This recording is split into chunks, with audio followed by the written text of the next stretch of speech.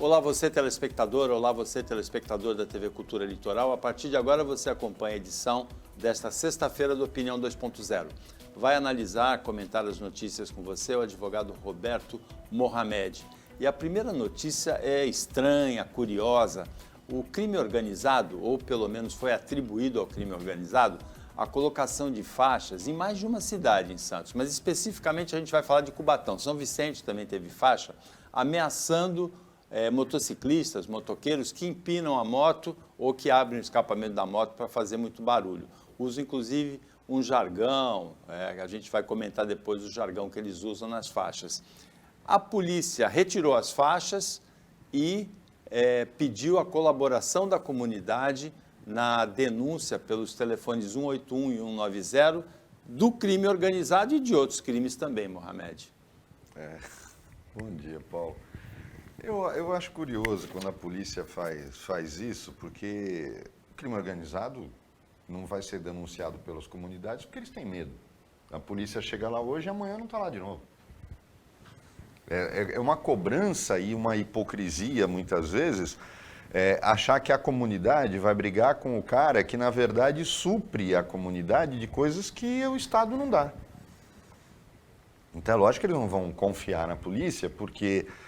e no Brasil existe uma... Por que existe uma reação da comunidade em países desenvolvidos? Que quando ela sente confiança, ela colabora com a polícia. Porque ela sabe que lá não há impunidade. O cara foi pego, ele vai ser preso. E vai ficar. E vai ficar, né? Ele não é solto. Por exemplo, você faz uma delação premiada com o traficante, daqui a 2 meses ele está na rua. É lógico que ele vai te matar. Então, nós incentivamos esse tipo de coisa por causa de um judiciário leniente. Não tem outra explicação. Porque esse negócio de dizer, a nossa lei é frouxa. A lei não é frouxa, frouxo é o judiciário. O nosso judiciário é frouxo. Esse é o problema. Frouxo e vagabundo. Essa é que é a verdade. Nós falamos aqui a semana passada da saidinha. Ela só ocorre do jeito que ocorre porque os juízes de execuções penais são vagabundos. Simples. A lei ajuda porque sobrecarrega o cara, tudo bem, mas não está disposto a fazer aquilo, tenta outra profissão. Vai advogar, faz outra coisa. Agora, a análise da saída, a lei não diz que é para assinar para todo mundo. Tem que ser analisado individualmente. Como não dá para analisar individualmente, eles pegam e soltam todo mundo. Eu acho que é o seguinte, não dá para analisar individualmente, mantém todo mundo preso. Mas eles pensam no contrário. É esse judiciário frouxo que faz com que a impunidade se sobreponha e, a partir daí, a comunidade tem medo de denunciar. É óbvio que não vai denunciar. Não vai denunciar porque amanhã a polícia some e o crime faz o que quer e o traficante que foi preso é solto. Não adianta. É isso que acontece, infelizmente. Agora, tem um aspecto aí que a gente precisa analisar. A polícia militar, ela pede ajuda da comunidade da denúncia e a comunidade é o outro olho da polícia, mas ela garante o sigilo, né? As denúncias feitas por esse telefone, a polícia garante o sigilo. O problema, não confunda, Paulo, o telefonema, que pode ser feito pelo próprio bandido, e não pense você que isso não acontece. Se você pegar o Disque Denúncia, isso é dado lá de dentro. É muito maior ele ser usado para denunciar policiais, muitas vezes injustamente. Sabe por quê? São os familiares dos criminosos ou os próprios criminosos que denunciam os policiais porque sabem que denunciou, pelo menos um procedimento se abre. Então, ele não cumpre o papel dele. Eu acho que a má polícia tem que ser punida. Mas está se chegando a um grau de exagero, Paulo, que está ultrapassando todos os limites. Então, esse é o grande problema. Além da nossa polícia ser despreparada, porque a gente já conversou com o comandante regional da PM e nós questionamos isso. Falou, você tem que saber fazer abordagem. Você tem protocolo de abordagem. Quando a polícia é filmada batendo, fazer isso é descontrole. A polícia não pode fazer isso. Nós estamos enxugando gelo. Então, mas continua enxugando gelo, mas não pode deixar de ser polícia e virar bandido. Essa é a questão. Sob qualquer aspecto. Aquilo que aconteceu comigo, por exemplo, 2 horas, um PM com a arma para mim, mesmo depois de ter verificado o documento, verificando tudo. Esse policial, no mínimo, é um retardado mental. E é vagabundo, safado e sem vergonha. Por quê? Ele está com farda. Só que durante as 2 horas que ele ficou lá me humilhando, ele podia estar na rua fazendo o patrulhamento. A viatura estava parada, com 3 policiais. Um safado e 2 safadas. Para quê? Para nada. Para nada. Para mostrar força. Estava mexendo com a libido dele. Qual o problema deles? Quer dizer, você tem uma base comunitária parada 2 horas, sem motivo algum, quando já tinha se mostrado sem motivo. Por que isso acontece? É falta de treinamento ou é falta de comando? Agora, você conhece o jargão? Você tem motocicleta?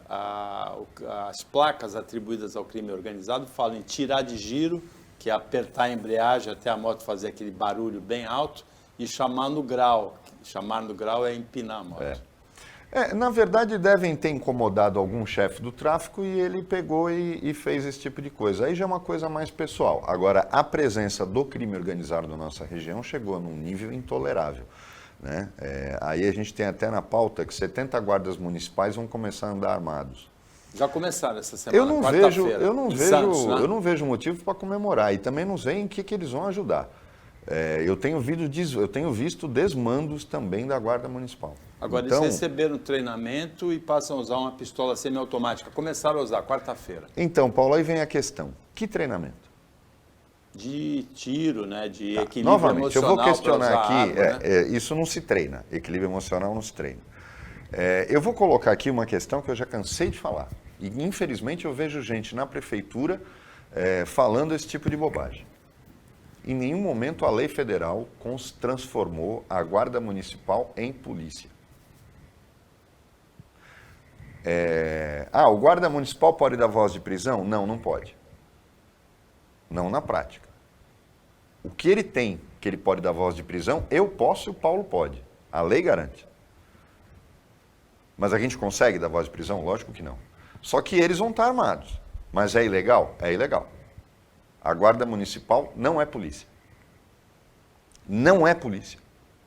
Eu já cansei de dizer, e os caras ficam chateados. A Guarda Municipal é patrimonial. Ela é patrimonial.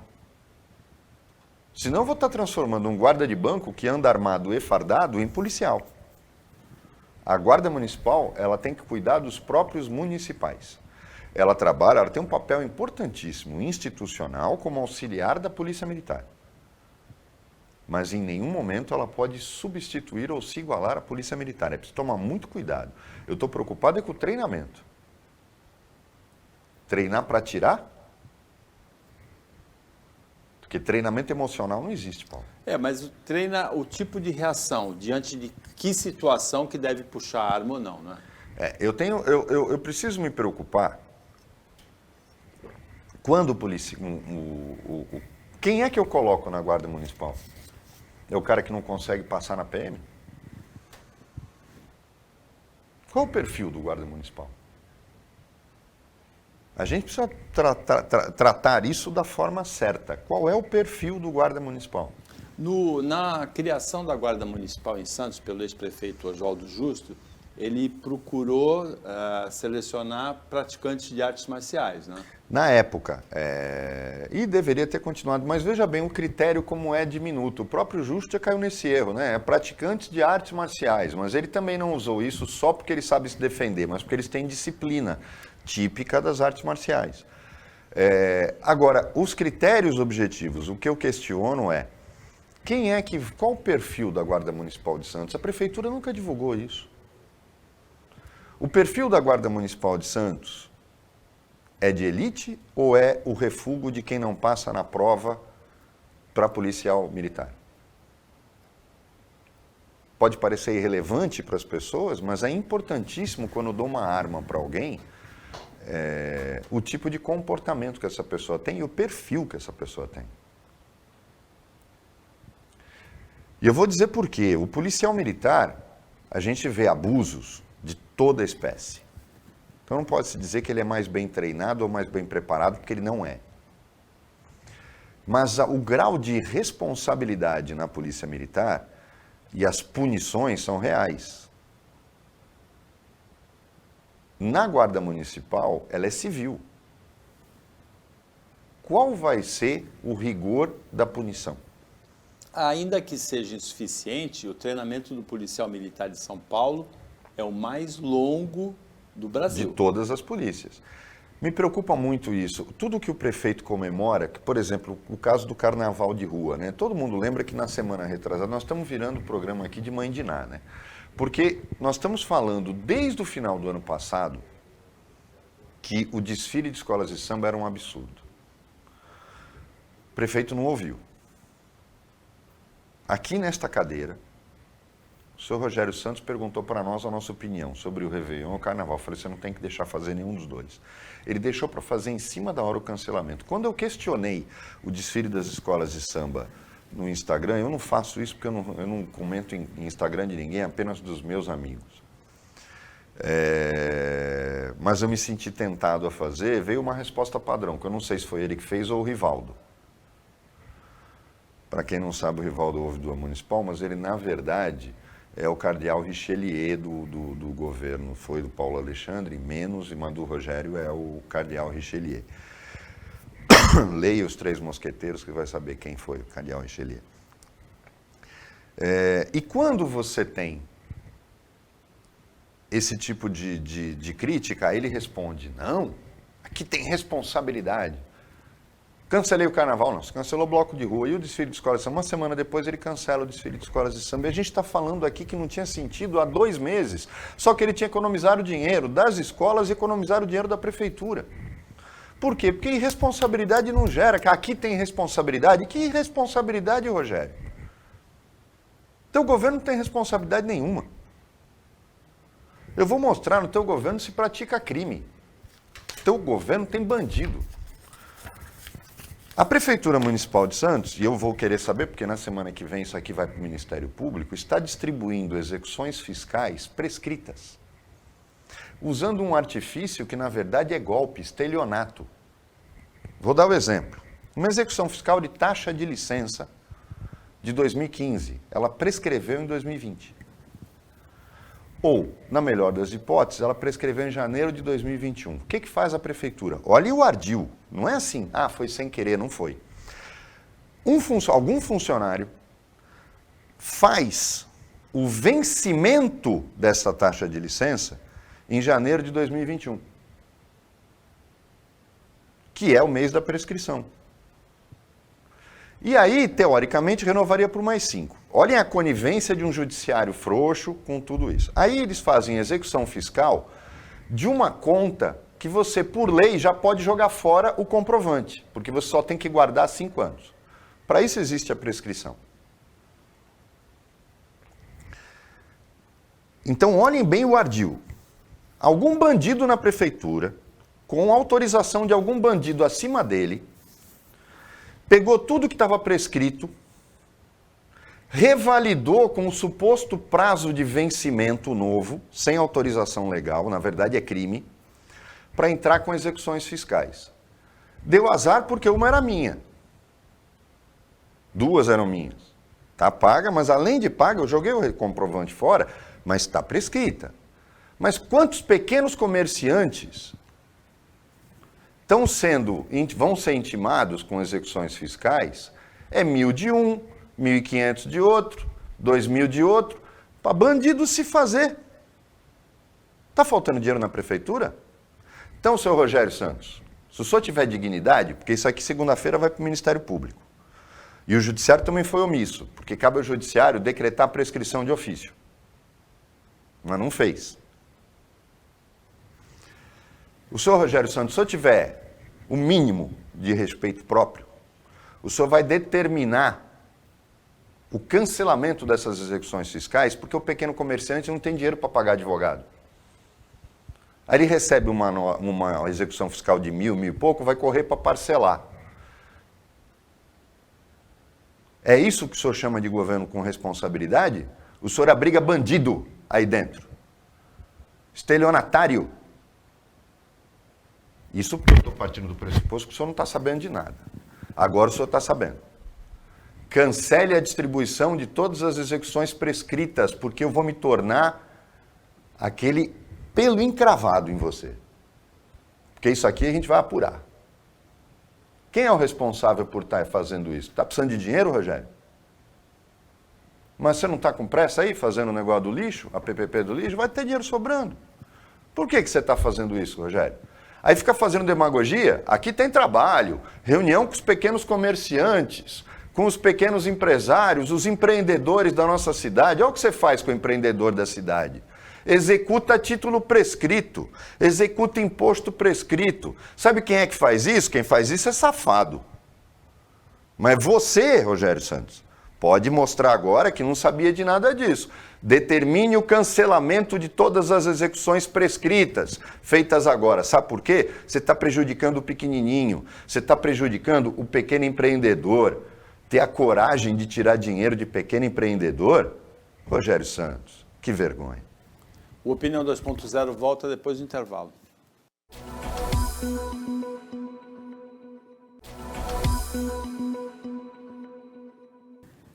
Voltando com a Opinião 2.0, quem analisa as notícias com você nesta sexta-feira é o advogado Roberto Mohamed. E a Baixada Santista, mais especificamente Santos, perdeu ontem, aos 79 anos, por infarto, o ex-juiz, ex-diretor do Fórum e ex-diretor jurídico do Santos Futebol Clube, também na gestão do Modesto Roma, José Ricardo Tremura, Mohamed. Foi uma perda muito grande. Eu conheci o Dr. Tremura, que eu fui escrevente no Fórum de Santos, e na época que ele era o diretor do Fórum. E lamentei muito, porque eu estive com ele no sábado de manhã, e soube do falecimento ontem. Eu estava viajando, retornei, não pude ir no velório, mas Dr. Tremura era aquele tipo de pessoa, ame ou odeie, mas tem uma coisa que ele fazia como juiz e que sempre foi algo que eu admirei muito. Quando ele tinha que decidir, ele decidia. E ele não era da turma dos promessinhas, sabe aquela gente que nem eu falei aqui? Eu vou ver, eu vou fazer. Não, você falava com ele uma vez, ele pegava e fazia imediatamente. Ele era um cara que não ia ver para resolver depois. Ele não ia pensar no que dava para fazer. Na semana que vem eu vou fazer alguma coisa. Não, ele tomava a decisão. Ele decidia e fazia. Era um cara que quando você combinava alguma coisa com ele, ele ia até o fim. Não é, por exemplo, como uma pessoa que acabou de chegar no estúdio, que você fala com ele as coisas e ele diz, não, eu vou resolver. Não, pode deixar que eu vou fazer e vou te dar a solução. A solução não vem nunca. Não, ele decidia e fazia. E desagradava um monte de gente. Agora, Mohamed, tem uma passagem interessante do Tremura que aconteceu até comigo. Eu morava perto daquele empório Santa Marta, na Azevedo Sodré com Washington Luiz, e tinha uma mesa do Santa Marta que era praticamente o escritório do Tremura na parte da manhã. À tarde, a mesma mesa era o escritório do Joca São Pedro, que é conselheiro do Santos. Reunia os amigos. Uma vez o Pércio Mussi, do Sistema Mussi de Comunicação, me perguntou, eu preciso falar com o Tremura, como é que eu faço? Eu falei, você vai de manhã no Santa Marta que ele despacha ali. E aí, com o fechamento da Santa Marta, que era na Azevedo Sodré, ele migrou para a Rainha do Imbaré. Então, todo dia de manhã ele estava lá, é onde eu encontrava com ele, com mais outras pessoas. Veio uma turma que era os órfãos da Santa Marta. Quando a Santa Marta fechou, eles foram para a Rainha do Imbaré. Isso eu já não conhecia.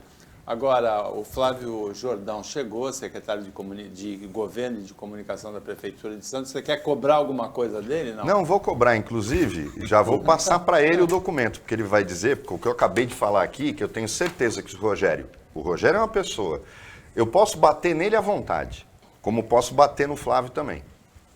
Mas eu acredito na dignidade deles, sempre acreditei.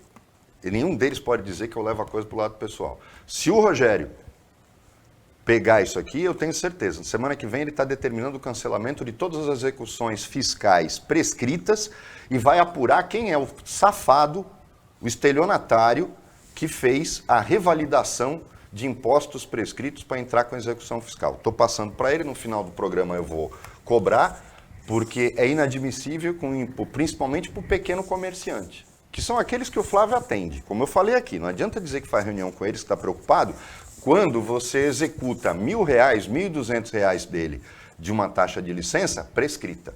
Eu tenho certeza. Tudo bem, ele vai dizer que vai ver e que a semana que vem, tá? Mas a semana que vem eu já estou mandando mensagem para ele perguntando no que deu. Agora, Flávio, boa tarde. Você pode comentar, porque a gente já comentou no primeiro bloco, o fato de mais de 70 guardas municipais de Santos começarem a usar armas. Foi na quarta-feira, né, que eles receberam as armas numa cerimônia. Como é que foi o treinamento? Qual é a expectativa dessa? Bom, Paulo, primeiro, uma boa tarde a todos. Cumprimentar você aqui, Paulo, Mohamed também. Obrigado pelo convite aqui, estar participando com vocês. Realmente existia essa necessidade da gente armar a guarda, trazer mais segurança para a população. A gente já vinha nessa expectativa aí há mais de 2 anos, a gente está armando a nossa guarda. Nossa guarda tem uma função muito importante, né? A Polícia Municipal hoje, ela ajuda, né, no combate aí a segurança, né, a insegurança da cidade. Então, né, tem a responsabilidade disso, obviamente, é do governo do estado, que tem a Polícia Militar, mas a Guarda Municipal hoje faz um trabalho conjunto muito importante. Só precisa estar armada também, né? Não são todos os guardas que estão sendo armados. Aí as imagens aí dos 77 guardas aí que vão aí ter a possibilidade de usar armas de fogo, inclusive armas próprias também deles mesmos, se tiverem, podem aí estar utilizando, tem que estar devidamente registrada.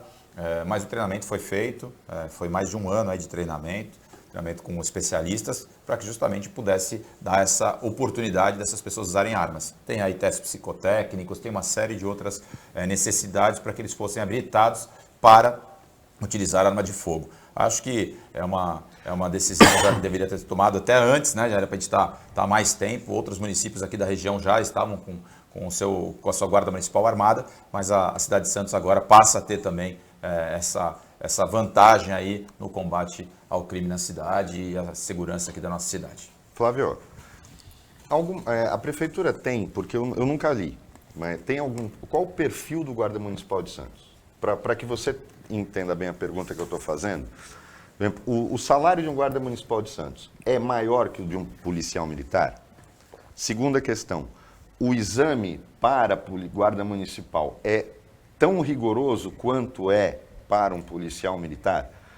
A gente está querendo traçar um perfil, porque quando você dá a arma na mão do cara, não adianta fazer um treinamento de como usar a arma e falar para o cara, fica calmo. Porque se o cara é um psicopata, ele pode passar no concurso, mas o rigor é o mesmo. A questão do salário é para a gente definir o seguinte, qual é a questão, por que eu estou te fazendo essa pergunta?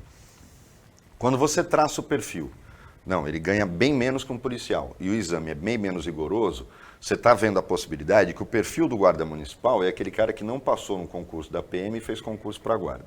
Como é que é essa equivalência e como é que você vê o perfil do guarda municipal de Santos em comparação com o do policial militar?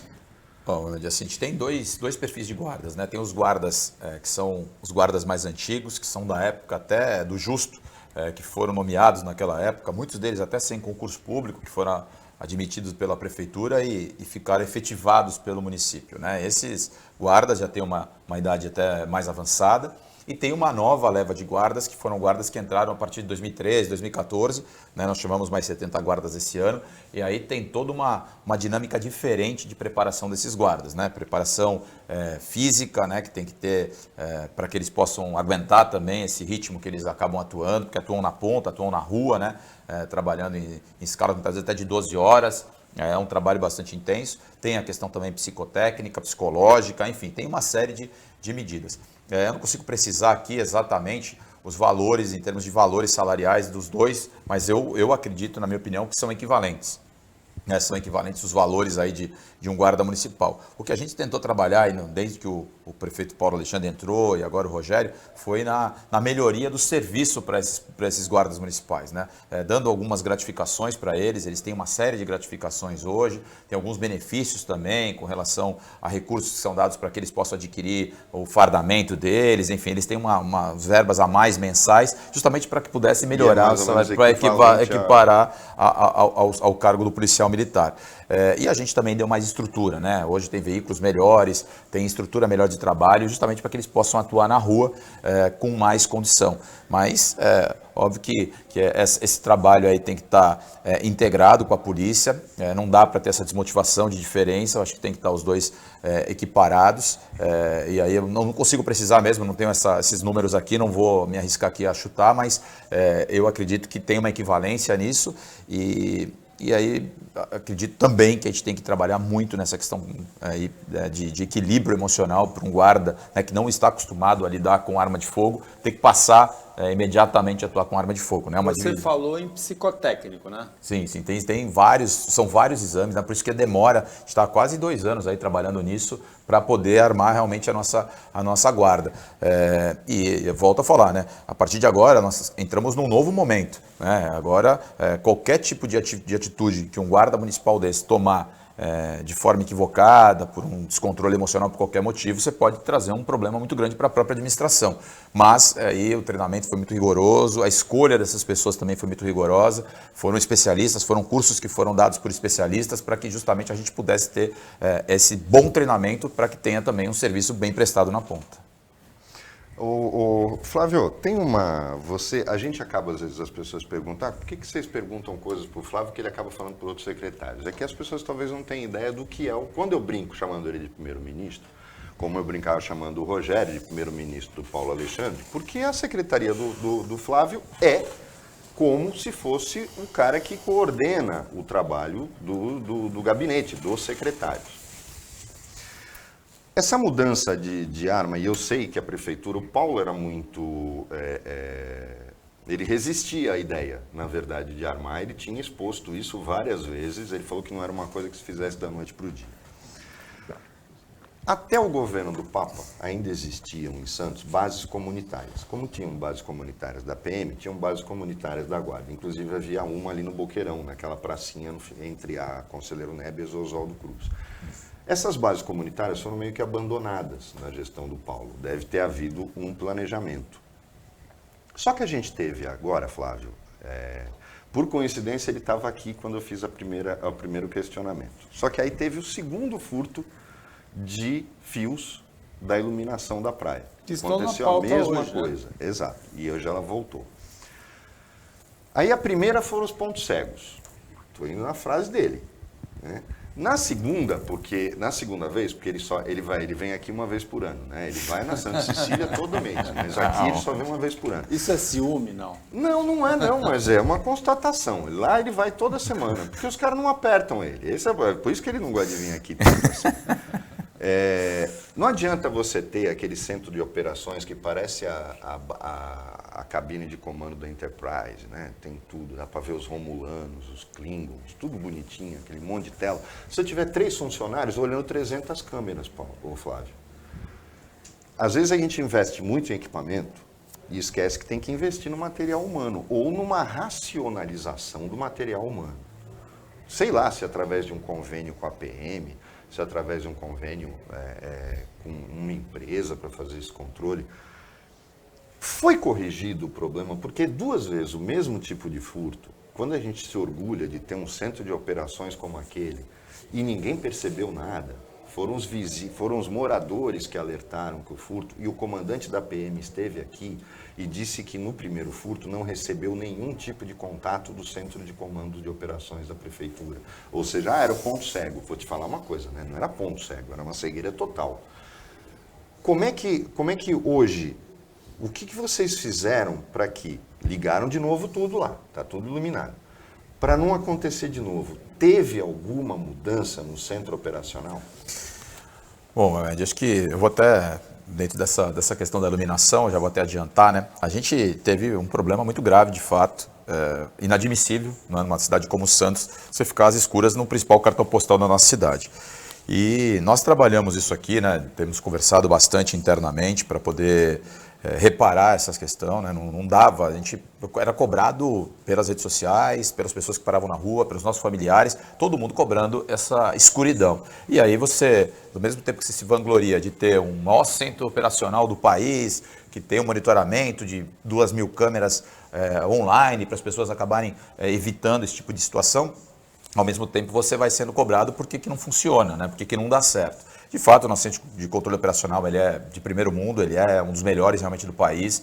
Nós fizemos algumas aí, análises de alguns outros que tem no país, no Rio de Janeiro, enfim, em outros lugares, e nos baseamos neles e fizemos um bom sistema de fato. Precisa aprimorar, precisa ser melhorado, obviamente, mais gente internamente, mas a questão do roubo, e houve também aí o crime organizado envolvido nisso, né, porque foi uma coisa orquestrada, foi muito rápida esse apagão que aconteceu na praia, aconteceu de uma hora para outra, e aí as pessoas era um roubo de fio de cobre que estava sendo roubado, estava sendo levado, são muitas vezes fiações caríssimas, né, que envolvem um investimento muito alto nisso, mas a gente, obviamente, falhou nisso. Isso aí foi uma falha da prefeitura que foi corrigida agora. Nós ficamos sem contrato de iluminação também na orla, tanto que foi feito agora um emergencial, ganhou uma empresa agora dentro dessa iluminação, uma empresa chamada Forte Norte, aqui de Santos, está fazendo aqui agora essa reparação completa, então está sendo feita, vai ser um contrato emergencial de R$3 milhões para reparar toda essa questão da fiação que foi roubada. Estamos, inclusive, embutindo aí toda essa fiação para que tenha dificuldade de roubo. Esse roubo acontece de forma muito sutil. Tem um morador de rua, que muitas vezes na população em situação de rua que acaba também fazendo, como tem essa pessoa do crime organizado. Existe a troca disso por droga, a troca disso por ferro velhos clandestinos, que muitas vezes compram essa fiação. As pessoas arrancam e muitas vezes ficam sentadas na areia, vão cavando um buraco, conseguem puxar aquilo imediatamente e conseguem roubar aquilo. É óbvio que a gente não pode aceitar que isso aconteça abertamente dentro da cidade, na praia, no principal cartão postal. E aí nós fortalecemos sim essas rondas que acontecem hoje, colocamos mais guardas municipais para isso, mas a gente teve também, e nós precisamos aí acompanhar isso muito de perto, porque nós tivemos agora a Operação Verão. A Operação Verão, você tem um aumento de número de guardas municipais na orla, você tem um aumento significativo também de policiais militares que vêm para a cidade para ficar aqui nesse período de verão, vão ficar mais alguns dias aqui em Santos, e isso obviamente que dificulta esses furtos que aconteciam naquele momento. Então, a partir de agora, né, com essa iluminação reposicionada, recolocada lá, e hoje a praia novamente iluminada para o cientista, a gente ter esse cuidado de fortalecer principalmente as nossas ações na orla. Não dá para ter aí um guarda municipal em cada canto da praia para ficar cuidando desse tipo de situação. Você tem que ter uma inteligência atrás disso também. O CCO pode dar essa condição de colocar menos pessoas lá e estar mais integrado. Nós estamos trabalhando em cima disso. A segurança pública, através do Delbel, através do Brito, que é o secretário adjunto, estão cuidando disso, mas a gente precisa de fato melhorar essa nossa fiscalização de praia e melhorar com a guarda municipal de fato. E nós vamos cobrar isso deles, né? Nós temos dado condição, demos aí para eles aí a condição até deles terem mais guardas municipais para poder também atender. Hoje nós temos quase 400 guardas aqui na cidade e temos que fazer essa distribuição aí melhor para não ter esse tipo de ocorrido, porque é lamentável, a gente lamenta aqui, mas ainda bem que foi corrigido e a partir de agora que não aconteça mais esse tipo de coisa. O Opinião 2.0 volta depois do intervalo, é rapidinho.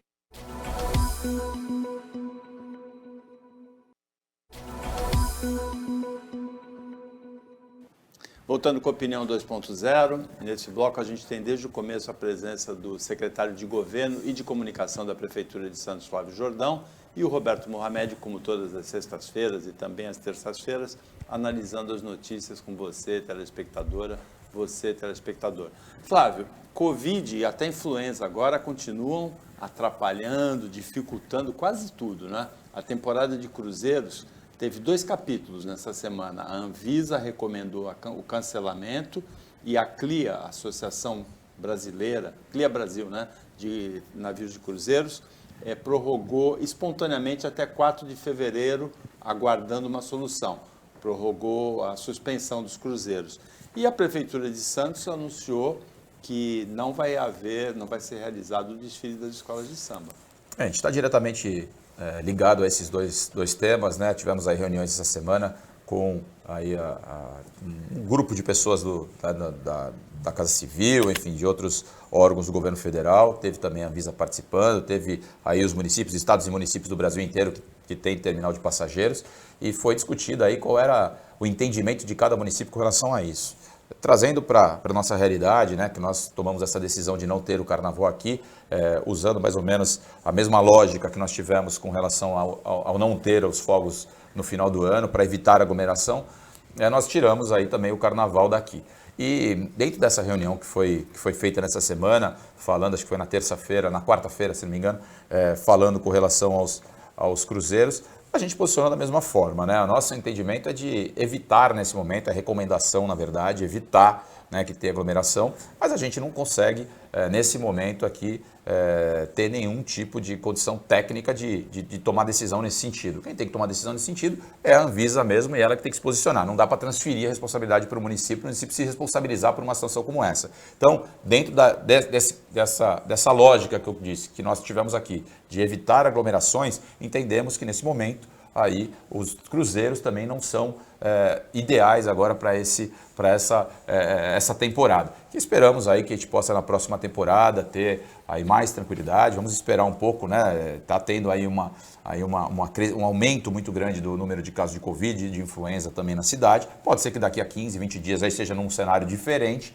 e aí sim a gente reavalia, né? A CLIA mesmo, que cuida das duas operadoras hoje, tanto da MSC quanto da Costa, ela se posicionou que ela quer prorrogar esse prazo, né, de interrupção da temporada de cruzeiros até o dia 4, para que a gente possa, mais para frente, fazer uma reavaliação. De repente, esses números também caíram, foi por conta também aí do final de ano, desse Natal, desse Réveillon, que aconteceu esse aumento também de casos, essas aglomerações, festas, confraternizações que aconteceram no final de ano. Realmente ela é menos agressiva, mas ela é mais transmissível, né? Tanto a Covid nesse momento. A gente conhece muitas pessoas. Meu irmão, por exemplo, está com Covid nesse momento, acabou pegando também. Ou seja, a gente tem familiares com Covid, tem pessoas muito próximas, pessoas que trabalham diretamente com a gente, e a transmissão é muito rápida. Então, acho que toda a cautela é necessária nesse momento, e esse foi o posicionamento que o governo teve, que o prefeito teve nesse momento. Flávio, você sabe, e eu acho que você sabe, mas eu dificilmente fico fazendo postagem de rede social ou me dando pitaco na página dos outros. Mas eu cheguei a fazer um questionamento ao Rogério. Por quê? Porque o Rogério, quando esteve aqui no final do ano passado, ele perguntou a nossa opinião. Foi no finalzinho do programa, qual era a nossa opinião sobre o Réveillon e o Carnaval. E nós falamos para ele que não tinha que ter nada disso, porque que isso era perigoso. Ele cancelou o Réveillon, ao contrário daquela desqualificada da Praia Grande, no Carnaval teve uma posição ambígua, porque foi levando, aí algumas semanas atrás cancelou os blocos, o que era óbvio que tinha que acontecer, mas segurou o desfile de escola de samba, e nós estamos falando aqui desde o final do ano passado que não devia ter. Sabe? Eu falei, por que vai gerar despesa para a escola, gera ansiedade, que não havia necessidade nenhuma, porque já estava escancarado que a coisa ia ficar feia. E aí, de repente, deixa para fazer isso em cima da hora. Quer dizer, depois que já se gastou dinheiro, que se já movimentou estrutura. Me espanta, às vezes, a lentidão com que se toma uma decisão. E que, muitas vezes, se for tomada a tempo, evita uma série de problemas. Como foi o caso do Réveillon. Todos os prefeitos acompanharam o Rogério. O Rogério teve o fato de que foi o primeiro. Em seguida foi uma cascata, menos a cidadã da Praia Grande. Mas ali é outro problema, né? Ela fez o que o Mourão mandou. Essa demora, muitas vezes, não pode cobrar um preço alto demais lá na frente. Por que eu estou falando isso? Hoje, quando a gente olha percentual de UTI, e Santos tem uma estrutura que lhe permite isso. Por que a da Praia Grande faz? Porque se ela estiver muito doente lá, Flávia, ela manda para Santos. A questão é essa. Quando o prefeito de São Vicente anterior liberou a praia, ele não tinha uma UTI na cidade dele, ele mandava para nós. Então é lógico o cara posar de bonito e liberar as coisas quando o Santos tem que segurar a onda de todo mundo. Nós seguramos a onda até de São Bernardo.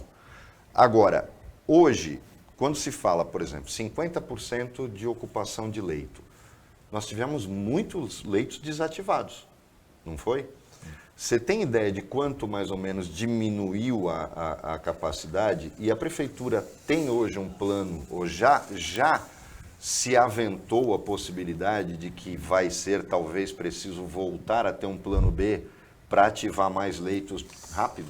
A gente está pronto para mobilizar leitos, né? A gente desmobilizou leitos também rapidamente, mas estamos prontos para mobilizar também. Isso demora no máximo 3, 4 dias para a gente estar mobilizando. Nós temos estruturas prontas. No auge da pandemia chegaram a ser 500 leitos de UTI. Hoje nós temos 96 leitos de UTI na cidade, entre públicos e privados, né? Não é só da prefeitura, mas também dos privados aqui. Metade aproximadamente. Então os números obviamente aumentaram, né, nesse período agora, teve um pequeno aumento, agora estamos com 36%, 37% de ocupação de leito. Ainda não traz, né, essa necessidade de abertura de novos leitos. A gente tem um gatilho ali que se tiver um aumento acima de um número X, nós vamos começar a fazer essa mobilização novamente, estamos preparados para isso.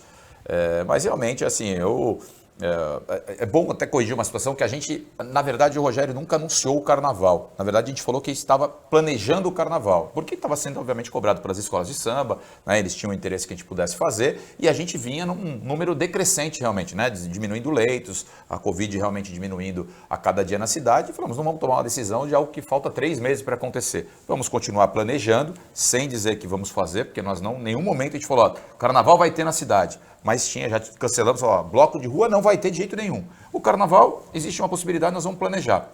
E a Secretaria de Cultura estava conversando diretamente com eles. Eles ali tinham uma expectativa também, eles recebem recursos da própria administração, né? Tem o tal do cachê, uma subvenção que eles recebem anualmente, e eles também tinham expectativa de receber. E por isso que também eles forçaram também para que a gente tomasse uma decisão, porque se a gente não toma uma decisão, a gente não pode fazer. Então nós apresentamos um decreto dizendo, estamos em planejamento, mas vamos começar a fazer essa liberação de recursos para que vocês possam começar também a trabalhar. E isso foi feito. Fizemos uma primeira parcela dessa verba, desse cachê. Eles acabaram recebendo e começaram a trabalhar. Eles mesmos procuraram a prefeitura depois, achando que era inviável ter o carnaval, né? Vendo os números crescentes, enfim, dificuldade até para pegar a gente para trabalhar nesse momento, porque agora você começou a ter um outro problema, né? As pessoas têm tanta gente contaminada hoje com o vírus que você tem problema até em determinados estabelecimentos comerciais hoje, não consegue abrir. Está sendo prejuízo hoje para o privado, né? Você pega análises clínicas, 2 laboratórios delas foram fechados por falta de profissional, bancos foram fechados porque tinha muita gente com Covid. Então, a gente tem que pensar isso. E nessa semana, nós fizemos uma reunião, eu estou presidindo um comitê na prefeitura, e eu fiz uma reunião com todo o setor aí da nossa cidade, dos segmentos de comércio na cidade, com os médicos também, com os hospitais privados da cidade e os públicos, para que a gente pudesse passar um pouco esse panorama, né? A preocupação é enorme, né? A gente sabe que ainda é uma recomendação, o que nós estamos recomendando, nós não vamos interferir no Plano São Paulo, por exemplo, ser mais restritivo que o Plano São Paulo, acabar com shows privados, não vamos fazer, está recomendando que não se faça. Tinham 2 produtores de eventos nesse local, falamos, ó, repensa, reavalia, né? Acho que não vamos aqui proibir vocês, mas a gente acha que é completamente inoportuno esse evento nesse momento.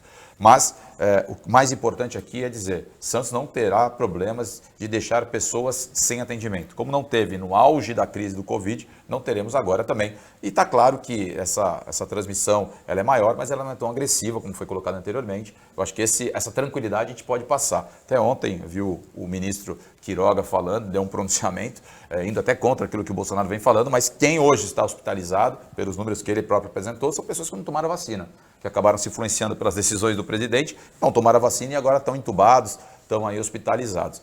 Fica aqui, óbvio que também, quando você aumenta o número de casos e tem pessoas que têm comorbidades, que têm outros problemas, pode também dar uma gravidade maior. Por isso que a gente tem que ter esse cuidado e aí pedir para que as pessoas nesse momento repensem. Recomendamos às pessoas que fiquem mais reclusas nesse momento. Só antes de passar para você, Paulo, vou pedir para o Davidson colocar um quadro que saiu agora publicado nos Estados Unidos. Ali se nota claramente, a linha azul de baixo são as pessoas vacinadas, as de contaminação. Ali está, contaminação e hospitalizados. A faixa vermelha são os não vacinados. Você olha a discrepância. E a gente olha na internet e vê uns boçais gravando vídeo, fazendo piadinha sobre a vacinação, quando a estatística, que é uma ciência, mostra claramente que são os não vacinados que estão dando trabalho para a humanidade. O Flávio, eu sei que na prefeitura não tem ninguém, eu não conheço ninguém que seja alinhado com o bolsonarismo.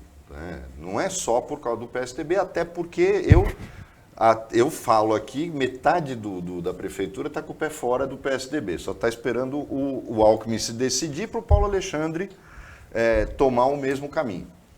Mas você tem notado esse comportamento ambíguo do Quiroga, que faz um discurso para agradar o chefe, mas o comportamento do Ministério da Saúde é completamente o oposto? Eles estão trabalhando com seriedade e estão trabalhando no sentido de dar os recursos como estava antes, sem seguir o chefe? É isso que vocês estão sentindo? Tecnicamente. No caso das vacinas pediátricas, não, né? Mas eu acredito, assim, eles estão, tecnicamente, né, o Ministério ele é sério, né, embaixo, né, quem administra a parte operacional e técnica tem ali, né, uma responsabilidade muito grande e não vai entrar na questão política. Acho que a questão política fica para o ministro, fica para o presidente, para dar os posicionamentos. Acho que desde o início a gente tem tido aí uma retaguarda, chegou vacina para todo mundo, né? Eles no final, com todas as falas de que não teríamos vacina no país, de que não deveriam se vacinar, foram eles que acabaram acertando essa questão, porque compraram vacina e distribuíram para os estados, e que os estados distribuíram para os municípios. Teve aí os méritos também da Coronavac, mas a gente acabou tendo essa tranquilidade de receber. Precisamos aí, estamos com um problema, por exemplo, isso é um problema do governo federal também, não temos a vacinação da gripe, já solicitamos, não temos, as pessoas estão precisando, estão querendo se vacinar e hoje não tem, porque o governo federal não comprou, não se preparou, não passou para os estados não passam para os municípios e a gente não pode comprar. Não é uma coisa que você vai lá e você pode adquirir. Mas a gripe também não pode? Não pode. Tem que vir por eles também, nós estamos aguardando. Já pedimos 70 mil doses e estamos aguardando porque não chega, não tem. Então, Da Covid não falta dose. Não falta dose. Quem quiser tomar a terceira dose e tal, não falta vacina. Não falta, tem vacina disponível. Inclusive, é um dado importante aqui, a gente tem falado bastante, 105 mil pessoas da cidade não tomaram a dose de reforço. Então, é um número significativo, né? Se pensar que eu tenho 45, eu ainda não estou apto a tomar. Vou tomar agora, vou completar 4 meses no dia 24 desse mês.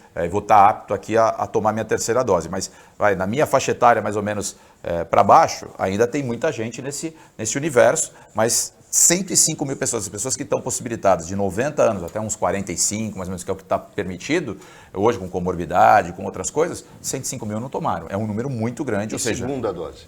Segunda dose, tem uns 40 mil pessoas que não tomaram, né, e aí não tomaram a segunda, muito menos a terceira. Isso não é um número preocupante, Flávio?